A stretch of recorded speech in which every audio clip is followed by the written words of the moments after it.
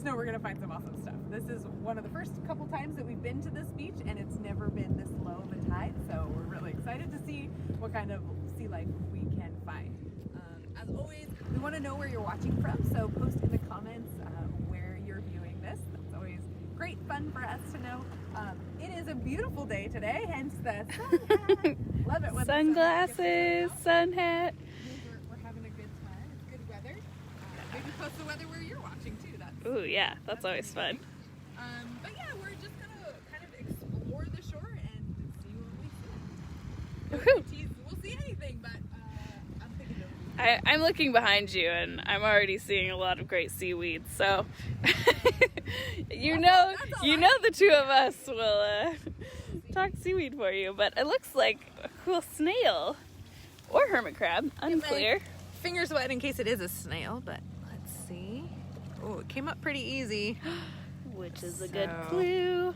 I don't see the operculum, the trapdoor of the frilled dogwinkle and other snail species. Not a snail. We've got a hermit crab in here, although it is in this beautiful frilled dogwinkle shell.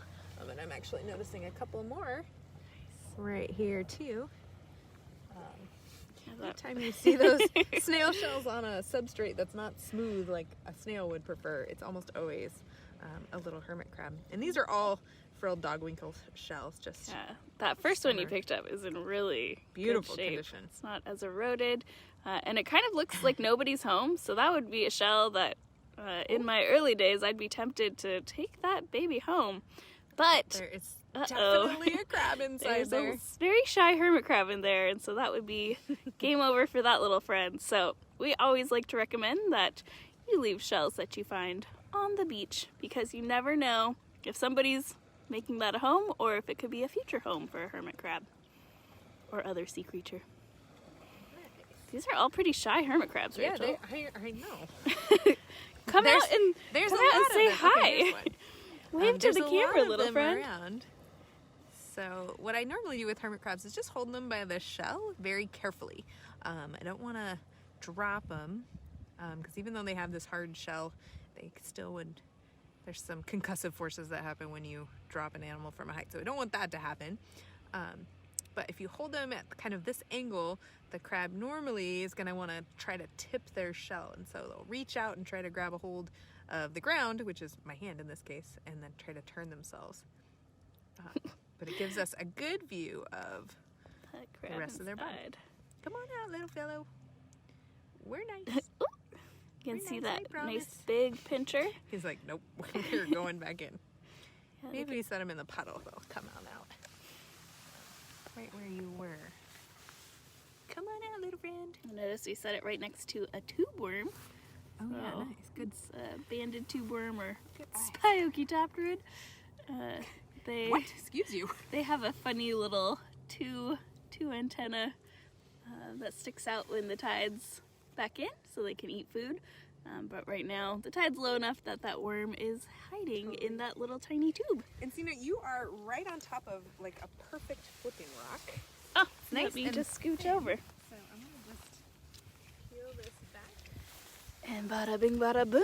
Let's see who's out here. Oh, this is actually fascinating. Yeah. Oh wait, there's a fish to talk about.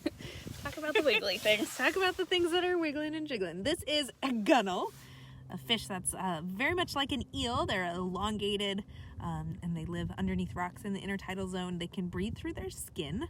So this is one that's pretty well suited to living in an area where the tide leaves it twice a day.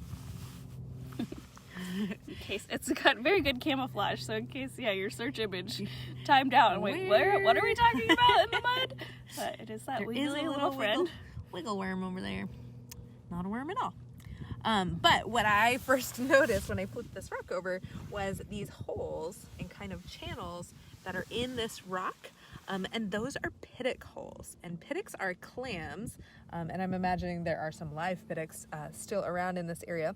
But they're clams that bury down in hard rock substrates. And they can actually just wiggle their shell down in, and the shell will kind of bore out a spot for them. Yeah, not to be confused with this little mussel here. This is here. a mussel here.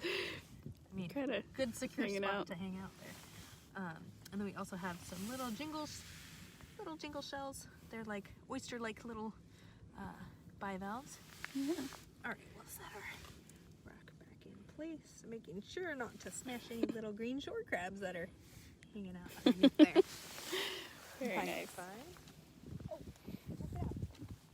Check it out. I don't think you can contort yourself down. Oh yeah. Kind of hard to see. We've But got way some down low there. orange sea cucumbers hiding in the crack. When the tide is up, we'd see their nice feathery plumes that capture food. Rachel made, I don't know why that's not focusing. Focus camera, you can do it. I like Rachel's description of them, that they're like Pooh Bear eating honey from the honey pot. And then they eat all the things they've caught from the water. They're kind of a filter feeder, capturing what's suspended in the water and then munching it down. So yeah, kind of a not the most glorious look at those orange sea cucumbers today, but we'll keep our eye out and see if we can either find some more or find something else.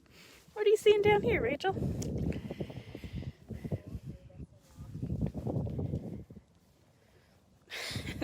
It's a little treacherous. Yeah, here's what Rachel's looking at closer to me. Treacherously make my way over, but yeah, the way this... You can't quite tell how deep it is. Oh, but here's a pittock clam that we can talk about. Yeah, so Rachel mentioned those kind of channels in that hard rock clay chunk we flipped over. So here's a large one, and then there's a itty bitty one. This is the siphon of that clam species that's responsible for those kind of channels in the rock. You can see one of those tubes is pulling water in, and that clam is digesting any food in the water, and then that filtered water gets spit out the other siphon. Kind of cool. Kind of cool, and an important kind of species to remind us that we need to be good stewards of the water quality of the Salish Sea. So doing our part for all property owners out there to take the time to make sure that you're not having any extra runoff that leaves your property when it rains. So things like dog poop or fertilizer or weed killers or things of that nature, leaky cars, all that stuff's gonna travel with the water and end up here, and then our poor filter feeding animals have no choice but to eat it. I don't want to eat your dog poop! So yes, thanks for being a good steward of the water quality for the sake of the clams. One way to tell that this is a pittock clam is these little tabs on the siphon. Something like a gooey duck would have a completely smooth margin on those siphon holes. So almost looks like it's gonna slurp up that strain. It kind of looks like fish poop.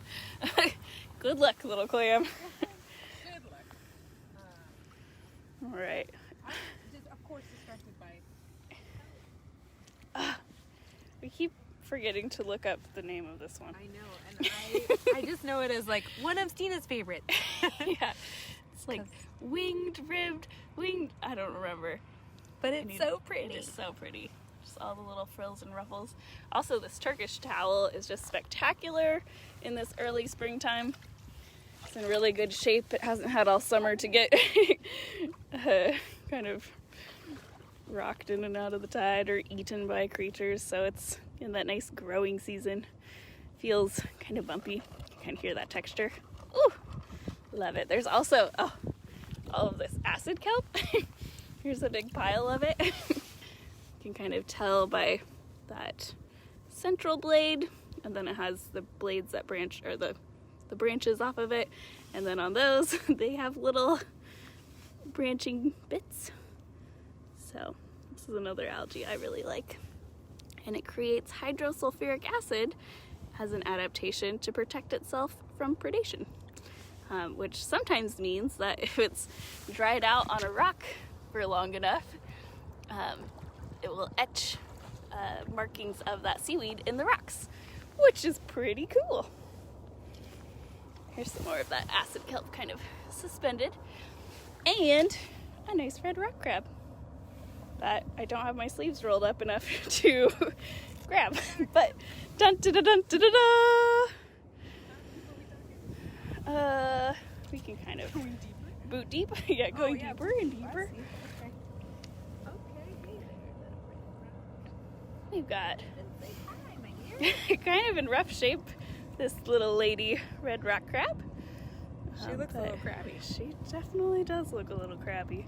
But How do also we know it's a red rock little crab? Fashionable. She's got a little Oh, girl, accoutrement. working it. And you, nice accessories.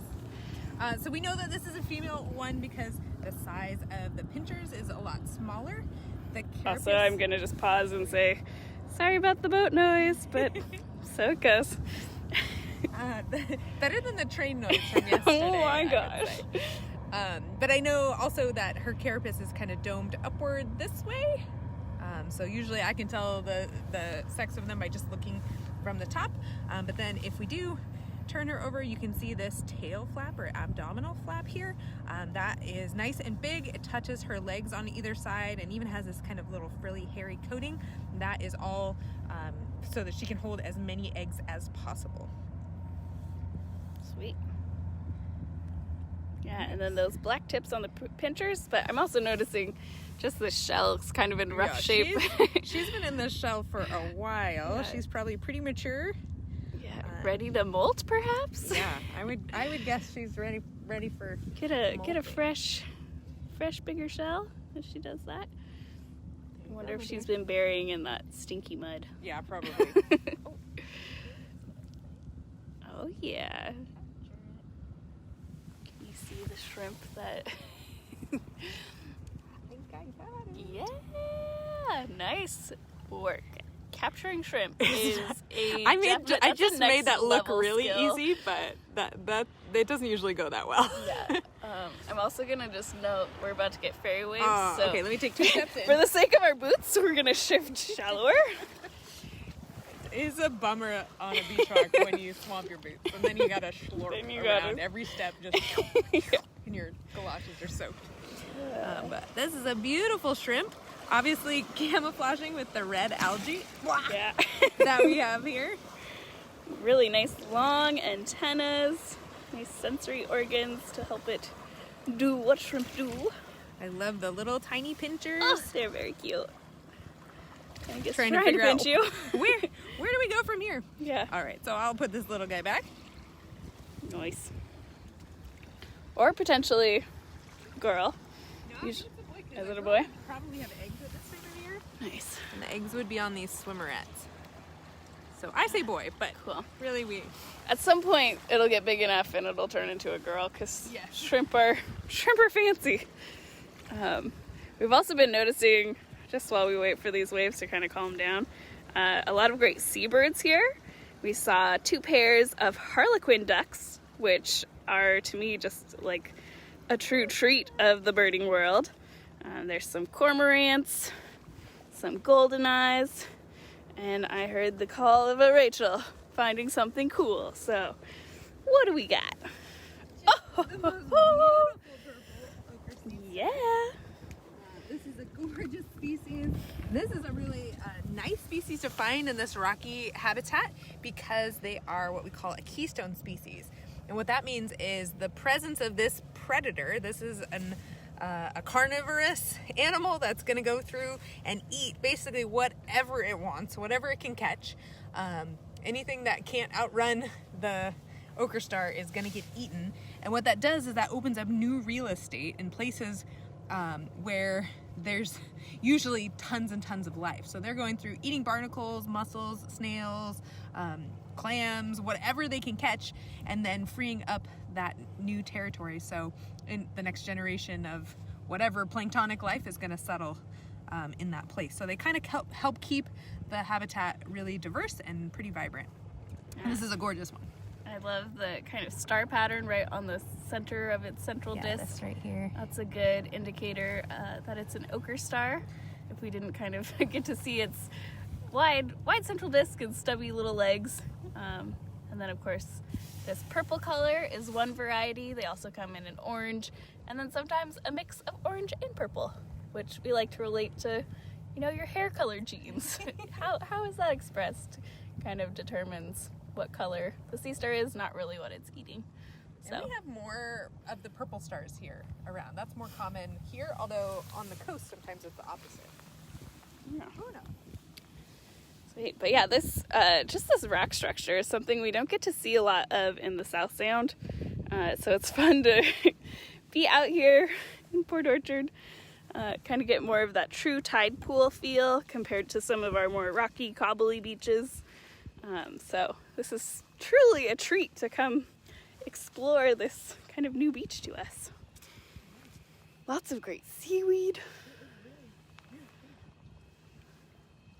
And of course, if anybody has any questions, you're welcome to ask those in the comments as we go along, and we'll do our best to answer them as we go or after. This rock is a little bit large, but since it's so thin, I think I could safely lift it, and I just saw some activity underneath it. I'm also noticing sea star. Another big sea star. So I'm fairly certain there's going to be a lot of crabs under here, maybe a fish or two, maybe some shrimp. Positioned. Maybe an octopus. Let's oh go my gosh. big. Maybe an orca whale is under here. Orca whale? Let's see. Whoa! Crab Central. Lots of crab. These are those some oysters. Shore crabs. Oh yeah. We've got some cool calcareous tube worms on the rock. Yeah. Couple snails. There's little also anemones. What you see? my happy place is finding flatworms. Oh yes. So those two blobs. I'm kind of curious. Those flatworm eggs. Ooh. What are these kind of orangish blobs? Yeah. You can see those flatworms crawling around, moving and grooving. Oh yeah. Awesome. Almost look like sponginess because there's a couple more patches of those. Weird. Who knows? I love it when I don't know the answer to a question. Yeah, but okay, so crabs for days. So yes, these are all green shore crabs mostly. And it's always kind of interesting when you flip a rock like this and they all run to your boots. So I have to be really careful when I take my next step that I don't crush any little animals here. So if you come around this side, you might see some cool anemones. Nice. While I put this rock back. Perfect. Ta-da. Try not step on Rachel either. Yeah, that would be appreciated. All right. There's some hangy blobs. Oh down in there. Sorry about that. Little camera work there. Do-do-do-do. Gravity's cruel to our soft-bodied creatures. That nice little Metridium species of anemone is just dangling, waiting for the high tide to return so it can kind of be more supported and branch out the feeding tentacles to capture food. Pretty cool. Whee! Oh yeah, another good pittock. Is that a pittock clam in? Oh my gosh. So that's a rare thing. It's very That is cool. bizarre to see a pittock clam shell because they normally go into the rock and they don't come out. Even when the clam dies, the shell is just wedged right up in there and you never get to see that part. Sorry. Sorry. Get back, little crab. The thing or clam, you were protected by By your rocky case, yes. Again, just kind of looking at the overall beach here is pretty cool. You can see some of those clam squirts. Gonna just look out as I, it's slippery. Yeah, this kelp is very, very slippery, and that's one of the reasons why kelp is used in commercial foods a lot of the time because it is a good emulsifier. It makes creamy foods stay creamy. So a lot of dairy products actually have kelp byproducts. Ice cream, for instance. Yes. Love me some kelp ice cream. Yeah. Ditto. It doesn't taste like kelp though. No, but it's Most of these kelps are edible, with the exception of the acid kelp. Probably munch on whether you want to, I don't know, but yeah. I kind of wish I could eat this. Here's another look at some sea cucumbers. Oh, we saw earlier. Still not looking as impressive as they would when the tide is up. But also noticing, just these holes in this kind of clay rock substrate. Those are from those pittock clams. And then of course when the clam's no longer alive, makes great habitat for who knows what inside each one of these holes. I like to imagine it kind of like an Easter egg hunt of who's living in here, or whack-a-mole, I don't know. Fun stuff. All right, seeing anything down there? Just more pretty kelp. And the fast ferry for a little sense of place. Look at that zoom in. Do do do do. Yeah. Some more just beautiful seaweed glistening in the sunshine. And here's some of that sargassum. This is a brown algae that floats. You'll notice on the algae there's these little bulbs. They're filled with gas, which allows the seaweed to float to the surface, getting closer to the sun to do that photosynthesis. Also, within this is a great habitat as well as food for lots of creatures. So I'm kind of peeking around to see if there's any. There's probably a ton. Yeah. This would be. There's so much life here. Fun to shake this in a bucket and then strain that and then look at it under a microscope. Oh, okay. Woo! There's some waves. But yeah, there's sometimes some cool stuff hiding in that.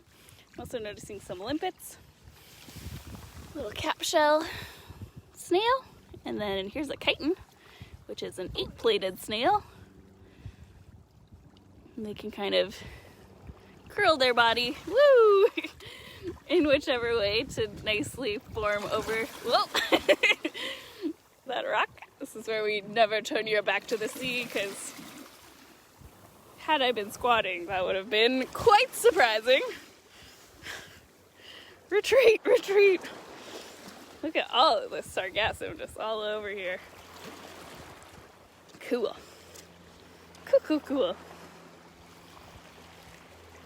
Okay, here's a little tiny rock. Big ochre star. Nice. I'm gonna show off this teeny tiny little gunnel. Cutie. Okay, we'll put you back. Alright, Rachel's finding cool stuff under this nice big rock. Let's say ochre star. Oh yeah. This is called a jeweled top snail. Oh, and it's gonna come out. It's gonna wave to the camera. So there's the foot. It's kind of orangey. And they have an operculum at the back, just like most snails do, to kind of seal closed their opening. And this snail shell is occasionally used by hermit crabs, but it's a little difficult for them because the angle of the torsion of the shell is not quite a perfect fit for the hermit's body. I love just the pattern on that shell is so pretty. Oh, look. And then, wow. Can you see the radula and the little antennas? Oh my gosh. What a cute Yes, that little peekaboo. That was awesome. I hope you all feel extremely special today, getting a little snail wink. Smile of a snail, snail smiles. Anyways, we hope that snail made you smile, is I think what I'm trying to say. Yeah. But yeah, just a beautiful shell. And This one's there's very like a active. handful. Nice. So, because Nice. it's springtime, I would guess maybe a little bit of mating is happening. There's also some eggs of a barnacle eating nudie, or maybe a dorid. Some kind of sea slug eggs. Oh yeah. That white kind of blob of stuff. And then it's beautiful ochre star down in here. Yeah. So that white shell is the snail, and then the white blobs, just for clarity on what we're actually saying. But yes, blobs, snail eggs, Oh, look at this. ochre star. This is a big one. Oh yeah. Okay. The clam making all the holes. We've seen its holes. We've seen its shell. And There's the big clam. some siphon. Not underwater like the other one we saw. Ooh, still that's impressively pretty. cool. What?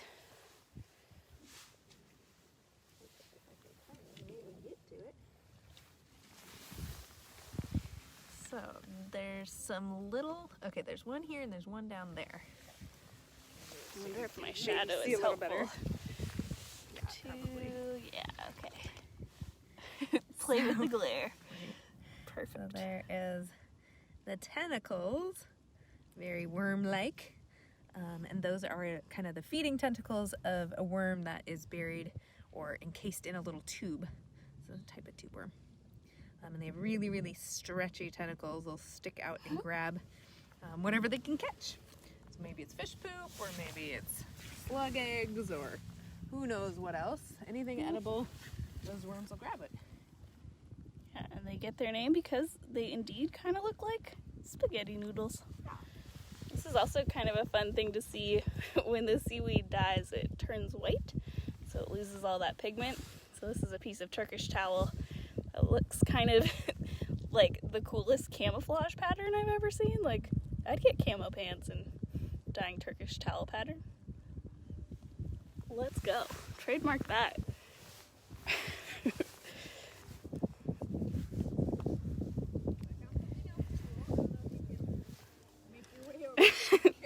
Very carefully. Oh, yeah. The bright orange there on the rock. Some more orange here. Oh, these are feeding sea cucumbers. Great. Okay. Oh, and Nice. something else cool to talk about. I'm gonna sneak a peek at these before they decide to hide in. So all those sea cucumbers we've been talking about today, this is what they look like when they're underwater. And they are very pretty. They're feeding currently. Grabbing plankton from the water, shoving the whole thing in their mouth. Ooh, there's a few more spaghetti worms. Nice. There, here, and then tucked underneath here, there's a couple of leather stars. Awesome. That beautiful species of echinoderm. They have the sticky tube feet underneath. This one's grabbing various small little pebbles, and me. It was suction cupping to me very briefly there. They are also eating detritus, so the same thing that those spaghetti worms are eating is what this animal tends to focus on. Oh, and I'm going to set this guy down in favor of grabbing this guy. That's fine. Walking along. This is a little kelp crab who's slightly decorated on the edges of their carapace to try to hide their body shape. Eating the kelp and hiding in it is a pretty great strategy, actually. Yeah, this is how we, just when the tide's low enough like this, you really do start seeing all sorts of really cool creatures that make their life in the kind of lower intertidal zone, so you only get to see them by land on those negative low tides, which we're getting a nice swing of currently. Hence all the beach walks we've been doing. But can we talk more about these colonial tunicates? Sorry. I got distracted by other stuff. So tunicates are interesting because they are an invertebrate, but they are the invertebrate that is most closely related to us as vertebrates. In their larval stage, they have a notochord, or basically like the beginnings of a brainstem. And in humans, it's gonna, from our larval stage, it's gonna go more complex and more complex until we develop into like a human with all these different body systems and tissues and things like that. In the tunicates, they actually go the opposite direction. They're more sophisticated in their larval stage, and then when they settle as adults, they're basically just a sack. So their common name of sea squirt kind of indicates a little bit of what they do. Sorry. Which is just they just pull water in and squirt water out like a lot of these other filter feeders. It's just interesting that they are actually kind of closely related to us. Not closely, but... Yeah, and the colonial part comes from the fact that all these little blobs are mini individuals all kind of hanging out together in a colony. So there you have it, and sorry about my little slip there. Yeah. Don't worry, we'll get it on film. Oh, good. Is that the sieve kelp? Yeah. Cool. That might be the sieve kelp? Yeah, because it's got that bumpy texture. Yeah, and then the pretty, I'm just gonna shake all this stuff off. Sediment off of it. Oh, I love this. Is and this is one that lives for more than one season. Most of these kelps are new this year, but this is one that is a little more persistent. Yeah, you can see there's all sandy clumps of them. Handful of them. Almost should have brought our waders. We could go to this cool little island. See the fairies coming back. Nice to see such a wide variety of life, and you can really understand the importance of having a preserve like this where you can't harvest shellfish and you can't fish here. It's really just a place to create habitat where humans can come and visit but not really leave a negative impact. So we're glad this place exists and that we get to bring it to you. Absolutely. So yeah, thank you for all of you letting us know where you're tuning in from and joining us on this beautiful day. Do we want to wrap it up? What do we want to say? Or do we want to find more things? Head to YouTube and hit the subscribe link so that we can get to 1,000 subscribers so we can do these programs live on YouTube, reach an even wider audience, including kids who are in schools and learning remotely from home. So that would be great. Thank you to everybody who likes and shares and comments on our videos and our posts. That helps to kind of get the word out to even more people, and a special thank you to the people who have been able to donate to our organization. We are a nonprofit, and all of that, those financial contributions help to keep us bringing you quality, good digital content right now. Awesome. Well, and as always, we'll go ahead and end on a learn, have fun.